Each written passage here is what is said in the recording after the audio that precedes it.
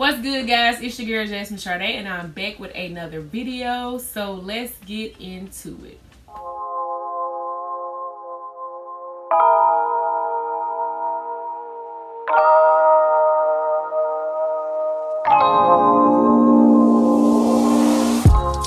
Ignore the fact that I have my phone. I wrote these down because I wanted to make sure I hit a few key things about today's topic, which is healthy habits for a better lifestyle.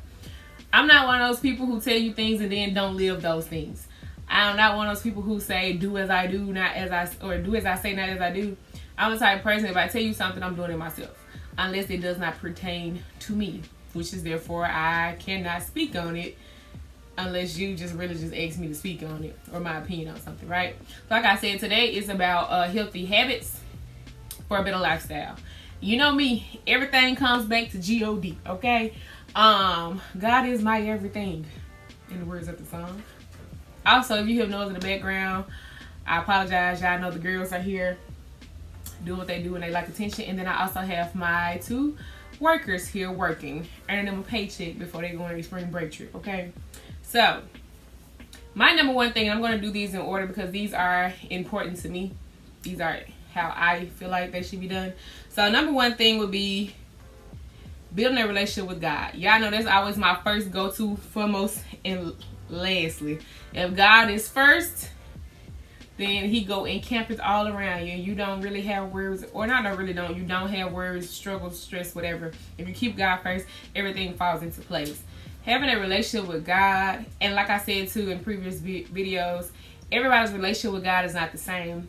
Everybody's walk with God is not on the same level, okay? So you may be just getting into your walk with God. You may be renewing your walk with God. You may be 50 years into your walk with God. You may be 29 years in this thing without a shake of doubt or anything. So when you build your relationship with God, do that based on what you have going on. Not how somebody else says you should do that. Do it with you. Take a little bit of time every day getting more into your word. Take a little bit of time every day praying more. Pray how you feel like you want to pray, not how you see other people's prayer.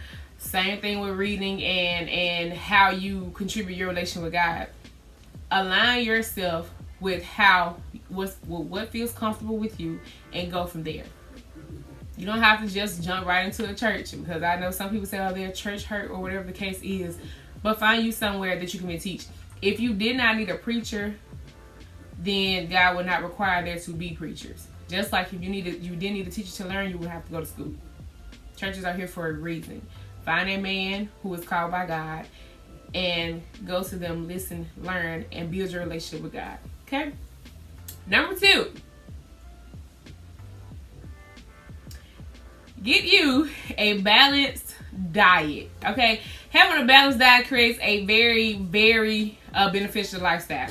And by balanced diet, I'm not telling you that you need to be dieting, that you shouldn't be eating this, you shouldn't be eating that. When I say get you a balanced diet, this is what I'm telling you to do. Incorporate more water, fruit, and vegetables into whatever it is that you do. If all you do is drink sodas or tea or whatever, something with some colors and flavor, get you some water. Even if it's like flavored water, get you some water.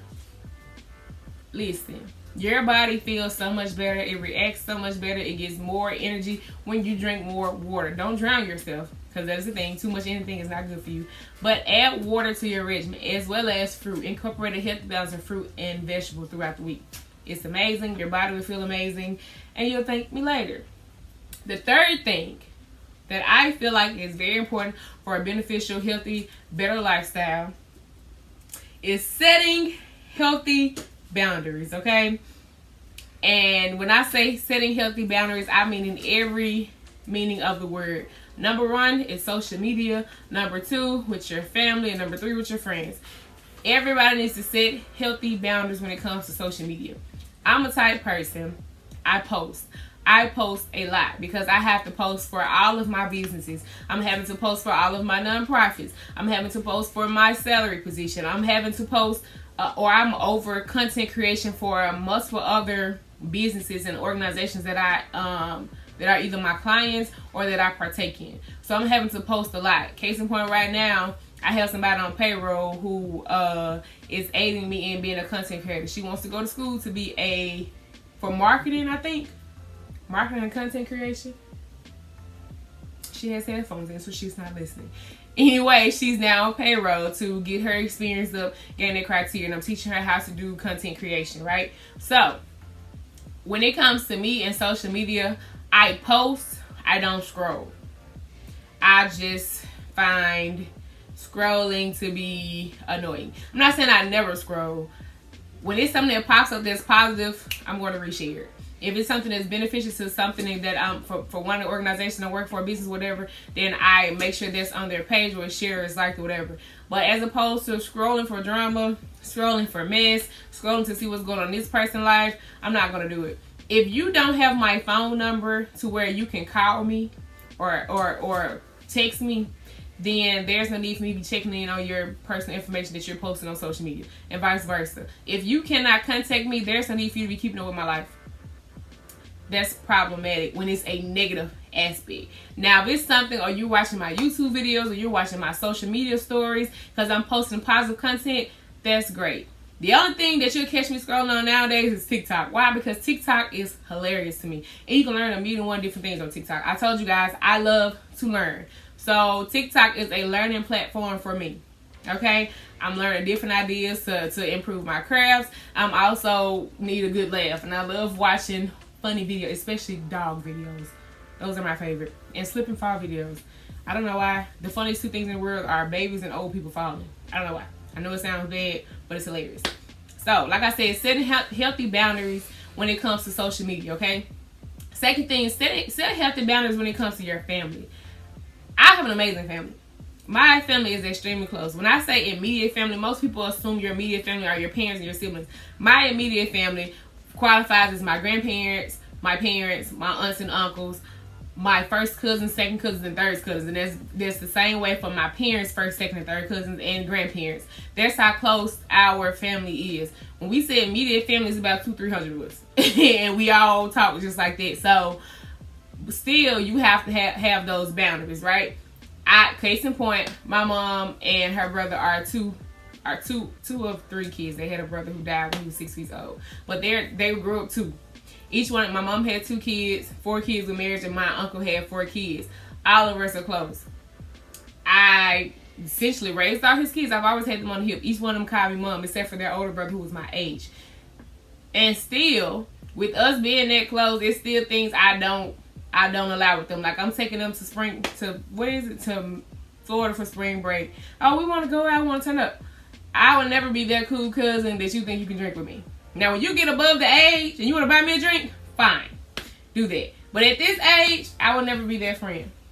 They understand they can come talk to me about anything. They also understand I'm punching them in their mouth and they tell me about some dude they call it someday. It's just what it is. But you have to set those healthy boundaries, okay? I know for a fact me and my mom have a great relationship. My mom and her mother has a great relationship. Me and my grandmother have a great relationship.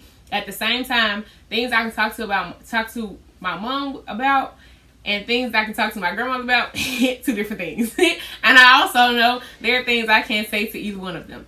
I have a healthy boundary with my family members. Same thing with friends. You have to set those healthy boundaries with friends. I have a girl best friend and a boy best friend. Things I can say to him, I can't say to her. Things I can say to her, can't say to him. Also, I have a side of me they don't even get to see. They know it exists, but they're not involved in it because I need specific boundaries. Set healthy boundaries that help you benefit in life. If it's something that's hurting you, you got to let that go. You have to draw your line in the sand and don't allow anything or anyone to cross that. You got to protect your mental state. All right. So let's move on to number 4, which is sleep. Now, this is the pot calling the kettle black. Because your girl did not sleep enough. I was getting 2 or 3 hours of sleep, top maximum.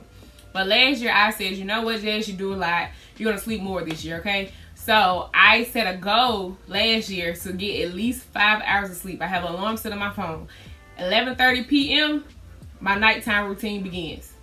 11:45 p.m., my bedtime routine begins. Means I get my butt in the bed, supposedly. The latest that I get in the bed, at least it's my warning, the latest I call myself getting in the bed is between 11:55 and 12 p.m. Whether or not I go to sleep at that time, I get in the bed at that time. So I'm in the bed, as tired as I am, I fall asleep. And I'm back up at 5 in the morning, sometimes 4:30, sometimes 5:30, depending on what's going on. Your body functions off of sleep. As a child, you need a minimum of 8 hours. The older you get, you don't need that many hours to function.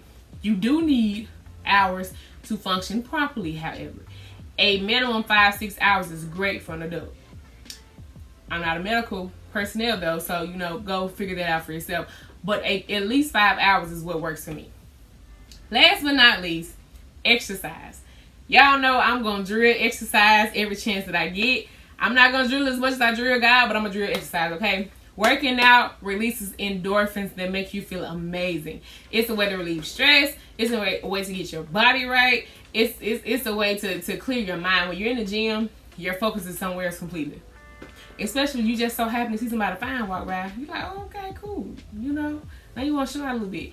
Go to the gym. You don't even have to go to the gym. Go outside. You can go take you a walk.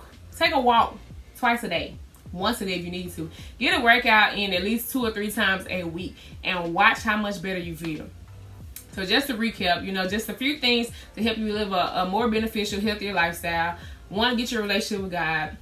2, I'm trying to go in order, y'all. 1, get your relationship with God. 2, get your balanced diet. 3, set your healthy boundaries. 4, get a great amount of sleep per night. Whatever you feel like is sufficient to you. Please let it be more than 4 hours. And number 5, go get you a workout in. That's all. Thanks for tuning in. I hope this video helps somebody, is beneficial for anybody, and I hope you have an amazing day.